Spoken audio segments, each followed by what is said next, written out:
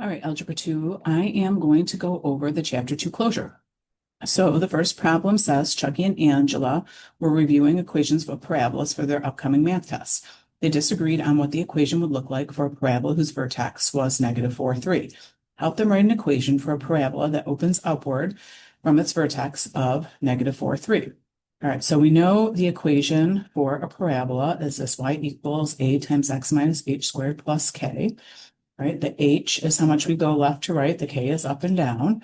And it tells me that it opens upward. That tells me my a is bigger than 0.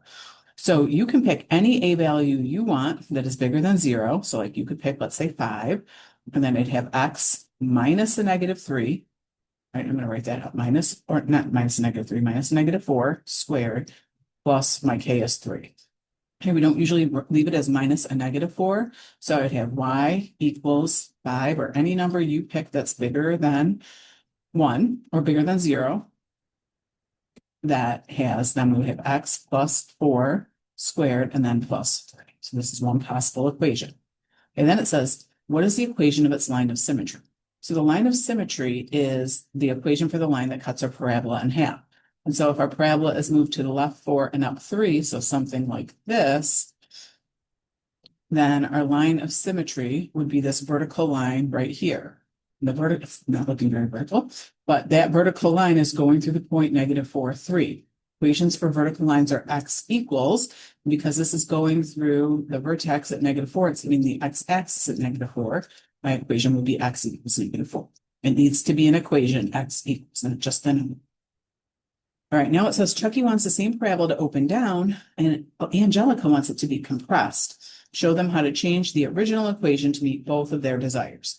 So if it's going to open down, that means this a value now has to be negative, and it has to be between like something like a half or something like that. So this a value now has to be anything between negative 1 and 0. You can pick whatever you want. So you could say y equals negative 1/2, and then the x plus 4 squared would be the same, and then the plus 3. And then would the line of symmetry change? Right? If it's being compressed, the only thing that's changing about my graph and it's opening down is that it's going to be wider, but it's still going to go through the negative 4, 3, so my line of symmetry would stay the same. So it would be the same line of symmetry. All right, now it's asking us to move our parabola from part B 7 units to the right and 8 units down, and stretch it vertically so it's thinner than the original parabola. And what is the equation of the parabola? What's the equation of the line of symmetry? Okay, so if right now I'm at negative 4 and I have to go 7 units to the right, negative 4 plus 7, that would put me at 3. So my h value now is 3. So I would have like x minus 3 squared. And then I want to go 8 down. So I was at 3 for my k value, but now I'm going down 8. So if this was at a 3 for my y and I go down 8, now I'm at negative 5. So this would be minus 5. And I want it to be stretched vertically. So I want to pick something that's bigger than a half. So maybe like 3/4. And it's still opening down, so negative, and then my y equals. And now my line of symmetry would be, because this is now over here, the line that would cut it in half would be x equals 3. So that line of symmetry is always x equals whatever your h value is. All right, so now for 71, it says for each equation, give the locator point, that's your hk, and the equation of any asymptotes, and then draw the graph, state the domain and range. Okay, so this is an absolute value graph. I know it's going to have some type of V shape. And if I think of this as A times the absolute value of x minus h plus k, I'm going to start with my hk. This is a +2, so that was like having minus a -2. So my h is -2, my k is -1. So I'm going to start by graphing this. So I'm going to go to -2, -1 here as best I can. It's kind of hard on this to graph very accurately. And then I have an a value that is a -1. So that means this is going to open down. And with an absolute value, it also means that my slope we can kind of think of it as a -1. So from my locator point or my HK, I'm going to go down one to the right one, put a point, and I can go down one to the left one, put a point, and do that a couple of times. And then that, if I could draw through the points better, would be my absolute value graph. So my domain, because there is no left or right like point for my max or min, my domain is from -infinity to infinity, or we could write it with that fancy R, all real numbers. My range, my smallest y value, it goes down forever. So I would say for my range, -infinity to, I have a maximum y value at -1. And because that -1 is included, it will be,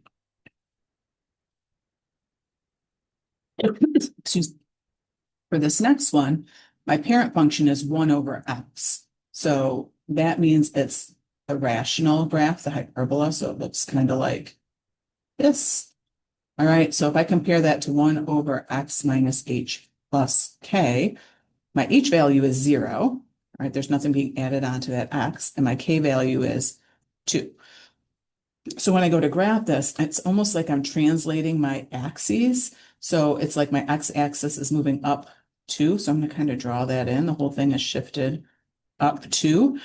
And then I can draw my branches in. So it would look something like this and would not cross the y-axis or this line, y equals 2. Y equals 2. So it looks something like that. We call these asymptotes, these lines that my graph crosses but never touches. So domain, the value, I could have anything for my x except for I can't have 0 in the denominator. So we would write that as x is not equal to 0. For my range, I can have any y value except for this 2 here where I have that horizontal asymptote. So my range is y is not equal to 2. And my equations for my asymptotes, this is a vertical line through 0, so x equals 0, and then y equals 2. My asymptotes, notice the 0 was my h value, the 2 was my k value, and my asymptotes will always be x equals 0 and y, or not 0, sorry. X equals my h value and y equals my k. All right, so if we look at this next one, it's the same parent function. It's still that hyperbola like what we have over here, except for now my h is, because this is a +5, it's -5, and my k is -2. Another way you could think of getting these asymptotes is just by graphing the locator point, 1, 2, 3, 4, 5, and then down to put a point there at that 5, -2, and then draw in a horizontal and vertical line through that locator point. Those are your asymptotes. So I know my asymptotes are x equals my h, which is -5, and y equals my k, which was -2. That means my domain is x is not equal to 5, and y is not equal to -2. And then I can draw my branches in. Okay, so just draw your asymptotes. I'm sorry, this graph is being a wobbly. Draw your asymptotes through your locator point, and then you can draw your branches. All right, so now this last one, that's my parent function for that one is y equals x cubed. That looks like, that's not a very good start here. Something like this. Okay, so this would be like a times x minus h cubed plus k. My a is negative. That means my graph is going to be flipped, right? So instead of looking like going up to the right and down to the left, it's going to look like this. And this +5 is going to move it up. So I'm going to go up 5, 1, 2, 3, 4, 5. I'm going to put that's my new locator point, right? Because I'm not going to the left or right. My h is 0. So this is 0, 5. And then it's flipped. So through there, I'm going to just draw a decreasing cubic graph. So something like that. My domain for a cubic, because it goes left and right forever and up and down forever, it's -infinity to infinity. Or if you wrote the R like that, that would work too. All right, so this next one, Gloria the grasshopper is working on her hops. She's trying to jump as high and as far as she can. Her best jump so far was 28 centimeters long, and she reached a height of 20 centimeters. Sketch and write an equation of a parabola that describes the path of the jump. So this just has to be a sketch over here. I don't need to scale or anything. It is a sketch. So I know the shape is like this. It told me that this was a distance of 28 centimeters. told me this was 20 centimeters. Okay, so this is the shape of a parabola. So I'm going to start with this parent function for a parabola. Okay, my HK is my vertex. So right here, okay, so my H though is only 14, not 28. And then I go up 20.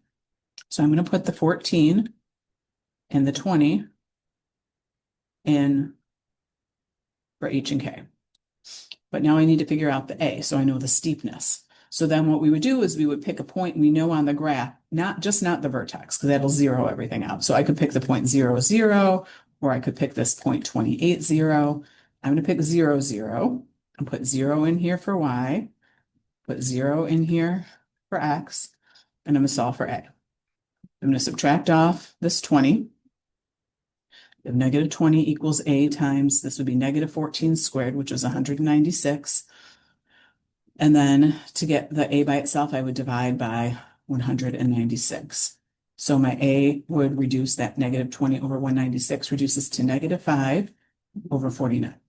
And the last thing I need to do is take that A and put it back in here in place of the A. So my final equation is Y equals negative 5 over 49 times X minus 14 squared plus 20. That would be my final answer. Make sure you're writing an equation. That means you have to have the Y equals in there. Don't forget the square. And sometimes people forget the square. All right, so 174, use what you know about transforming parent functions to write an equation for each of the graphs described below. Okay, a parabola. So this tells me Y equals A times X minus H squared plus A. Stretch by a factor of 0.25 and opening downward. Okay, look for that opening downward. That means your A is negative, and any stretch or compression is also part of your A value. So my A value is negative 0.25. Shifted 12 units down, up and down is my K, so K is negative 12, and 3 units left. That means my H is negative 3. So my equation here, I'm going to have Y equals negative 0.25 times X minus a negative 3 squared minus 12. But we don't like that minus a negative 3, so we would write X plus 3, not forgetting the squared, and then the minus 12. That would be my final equation. All right. For B, a cubic with a stretch factor of 2 and a locator point at negative 6, 1. Okay, so stretch factor of 2, that's my A value, a locator point, that's my H and my K, and it says a cubic. So I'll have the same format as up here, except for because it's a cubic, it's going to be X minus H cubed plus K. So I have Y equals 2 times X, and it's minus a negative 6, so it would be plus 6 cubed, and then plus 1. That would be my final equation. All right, and then this last one says a hyperbola. So hyperbolas, they start out as 1 over X, but then I have my H and my K. And it says the asymptotes are negative 6 and 2. Well, remember we said the Y equals asymptote, that is your K value. So K is negative 6, and the X equals asymptote, that's our H value. So we'll have Y equals 1 over X minus 2, and then minus 6. And that will be our equation. All right, factoring. It says factor each expression. So first I'm going to look for a greatest common factor, which I don't see. So then I'm going to go for the box and the diamond. So in the box, I put my 2x squared and my negative 4 diagonal. This other diagonal has to add to be whatever my middle is, which is 7x. Multiply to be the same thing as this diagonal. So it has to multiply to be negative 8x squared. So what multiplies to be negative 8 needs to be 7. That would be 8x and negative 1x. Plunk these here, 8x, negative 1x. Doesn't matter where each of them goes. From this row, there's a greatest common factor of 2x. I'm going to put that at the end. Then I'm going to think 2x times what is 2x squared? That's an x. 2x times what is 8x? That's a plus 4. X times what is negative 1? That's negative 1. And if I did it right, 4 times negative 1 is negative 4. So my factors are 2x minus 1 times x plus 4. It only told me to factor. It did not tell me to solve. This is not an equation. It does not say equal 0. I am done. I don't figure out what x values make this equal 0. Done. All right, over here, I notice there is a greatest common factor between the 8, the 24, and the 10 of a 2. So I'm going to pull that outside as a greatest common factor and think 2 times what is 8x squared? That would be 4x squared. Plus 2 times what is 24x? That would be 12x. plus 2 times what is 10? That would be 5. Okay, now I'm going to factor this with a box, but in my final answer, I'm still going to keep that 2 in front. So don't forget to bring the 2 down. So I'm going to make my box and my diamond. So this other diagonal has to add to be 12x, and it has to multiply to be whatever this is, which is 20x squared. So it multiplies to be 20x squared and adds to be 12x. That would be 10x and 2x. So that is what goes over here on my diagonal. Again, it doesn't matter where it goes. From this row, they both have as a common factor a 2 and an x. So 2x, and then 2x times what is 4x, that would be another 2x. 2x times what is 10x, that would be 5. 2x times what is 2x, that would be 1. And 5 times 1 is 5. Okay, so down here for my final answer, I have the 2 that I brought down, and then I have 2x plus 1, it's 2x plus 5. Again, I'm done right there and not solved. Right, and for this last one, it says g of x equals x plus 1's quantity squared, complete each part below. So g of 5, that means in place of the x, I'm going to substitute in 5. So I would have 5 plus 1 squared. So that would be 6 squared, that would be 36. Done. Okay, for this one, I'm going to put now, and this is what goes in place of the x, I'm going to put that whole expression in place of the x. So I'm going to have 2m plus 4, still have that plus 1 squared. So inside I can combine my like terms. I have 2m plus 5 squared. And then to square this, that means 2m plus 5 times 2m plus 5. Okay, so I need to make a box. I cannot just square the 2m and say 4m squared and square the 5 and say 5 squared. So over here, if I make my box, you'll see why. 2m times 2m is 4m squared. 2m times 5 is 10m. 2m times another 5 is 10m. 5 times 5 is 25. So I really end up with 4m squared plus 20m plus 25. So if you're just like, oh, I'm going to square the 2m and I'm going to square the 5, you miss out on that middle term. So you cannot do that. All right, and then this last one says find x if g of x is 9. So this one is different. It's not saying x is 9, it's saying g of x is 9. So I need to put that 9 right here in place of g of x. So 9 equals x plus 1 squared. So I'm thinking, what squared is 9? And then what would this x have to be, right? So you could solve it algebraically. You could say, okay, I'm going to take the square root of both sides, right? And say that's plus or minus 3 and then x plus 1. Or you could think, okay, well, 2 plus 1 is 3, 3 squared is 9. But also you would have to think negative 4 plus 1 is negative 3, and negative 3 squared is also 9. Or you could take the square root and just solve both equations. 3 equals x plus 1, so when you subtract, you get 2. And then negative 3 equals x plus 1, so when you subtract, you get that negative 4. Okay, I'm going to stop here for now and do a separate video for the second 2 pages.